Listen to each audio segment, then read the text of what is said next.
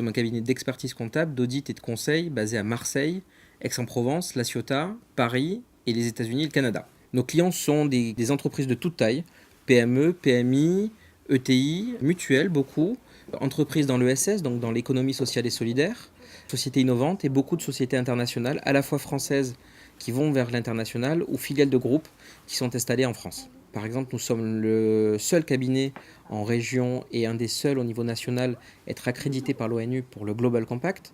Et les piliers sont essentiels pour notre activité, puisque ce sont les piliers sur la lutte anti-blanchiment et la lutte contre la fraude fiscale. Ce qui différencie le cabinet Ficorec de notre cabinet, la première des choses, ce sont avant tout nos collaborateurs. On a beaucoup de talents, on a une cinquantaine de collaborateurs qui sont formés de manière annuelle à tous les types de situations, à la fois fiscales, sociales ou juridiques. Le deuxième élément, c'est qu'on les forme aussi à être plus performants dans les langues internationales. Donc tous les collaborateurs qui intègrent le cabinet ont une perspective d'avoir au moins une LV2 anglais ou espagnol pour l'instant. La transmission entre mon père et moi a tout d'abord commencé sur les valeurs. Est-ce que j'avais envie de reprendre une entreprise avec les mêmes valeurs portées que celles qui étaient celles de mon père depuis 30 ans? La solidarité, la bienveillance, le fait de prendre soin, de partager. Ces éléments-là, si je n'avais pas souhaité les reprendre, on n'aurait jamais pu commencer notre association. Bien avant de créer le fonds de dotation, les dirigeants donnaient à des associations caritatives. Et en 2014, ils se sont dit pourquoi pas créer un fonds de dotation, donc intitulé Ficorec Action Solidarité, avec 3 axes fondamentaux. Donc le premier concerne la solidarité et la lutte contre la pauvreté.